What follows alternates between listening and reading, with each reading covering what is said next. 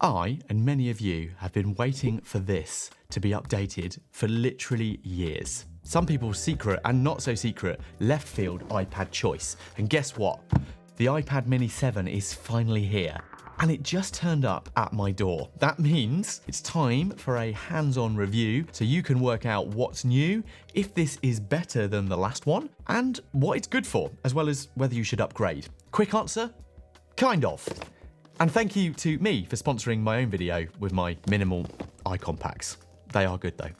So yes, it's been 3 years since the last iPad mini was released, and that iPad has kind of become a cult favourite for many. It's light, portable, adaptable, and it's used across aviation, hospitality, on locations. But I have to say, I just love that it kind of works as a portable Kindle notebook and kind of creative tool replacement in your pocket. It's actually also a very good teleprompter. But did it really change from the previous model? Well, the thing is, at first glance, it kind of looks the same, right? And that's because the actual body, well, it is. The cynic in me is a little bit disappointed that the refresh is oh so minimal.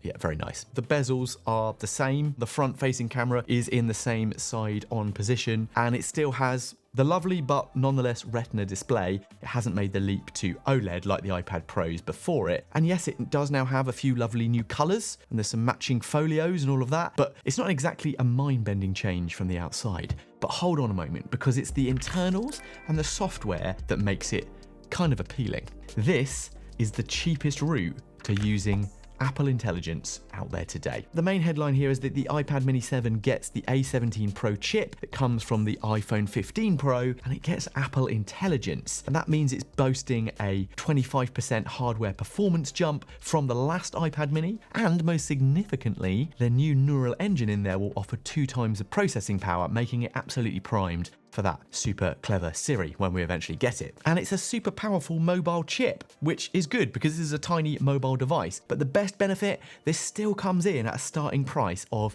$499 at the time of filming this, which makes it the cheapest route to using Apple Intelligence now available. Photo cleanup, writing tools, context-aware Siri, all of that makes a lot of sense on a small device like this. That alone could be super appealing to the students out there, people wanting to start on a more reasonable budget. But there are some other very cool spec bumps and improvements, including Apple Pencil Pro options, and why you might want to use a tiny iPad like this. But first, we need to talk about one of my favourite things to do on the iPad, and that is customization.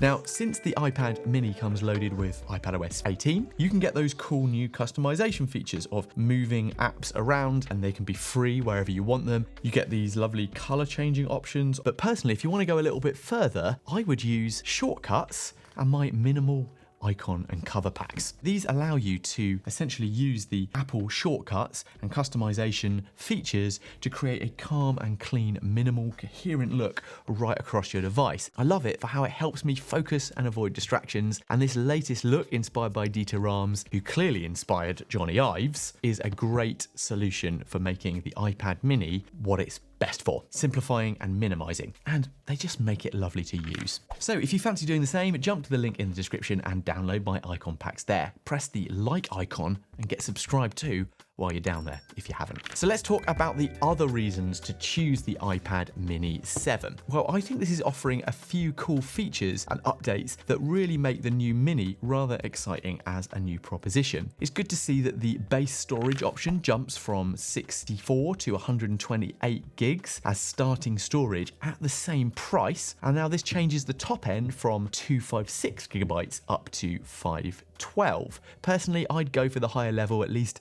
256, if you know you'll be working with bigger files. And the 7 now supports the Apple Pencil Pro, so you can use squeeze and barrel roll features. Strangely, the 2nd gen Pencil is not supported though here, but you can use the slightly newer Apple Pencil USB-C. So I suppose you've got a Pro option and then the kind of really good budget option. And speaking of USB-C, we also have a 2 times faster USB-C data port on this thing, which is up from 5 gigabits per second to 10, so that's going to be good for sending data, but it doesn't charge any quicker than the last one. That's a bit of a disappointment. Now, the new A17 Pro chip will also bring gamers some great benefits of improved graphic performance and ray tracing goodness. that makes this a really good sleeper mobile gaming device. And what's really cool about this is that this now gives us access to math notes on the iPad, which I think is super cool. So, should you upgrade? If you have the previous iPad mini and are not that fussed about Apple Intelligence and Siri features, well, probably not. But if you're like me and you've been waiting for one of these to be released, other than that slightly old looking camera, I don't think we are going to be disappointed, and embracing the joy of iPad minimal life is only going to be a win. Sorry. Now, I have to say, essentially, what we are getting with this is the offer of Apple Pencil Pro, tiny portable form factor, and Apple Intelligence on the go. It looks like a really super promising, good value iPad solution. I think I'm actually going to really love using this on a flight to San Francisco tomorrow. And if it wasn't for needing my iPad Pro for my immediate workflow, I can imagine quite happily swapping to this alongside a MacBook for travel. So make sure you let me know what you make of this new release. Has Tim Cook played a masterstroke with refreshing this old stock, or is it genuinely an exciting new release in its own right? Let me know. Either way, if you want to make the most of iPad mini, or any iPad in fact, you still need to find the right apps and accessories, and for that you'll have to watch one of these rather popular videos of mine on just that. Click my face to get subscribed, and I'll see you soon. Bye.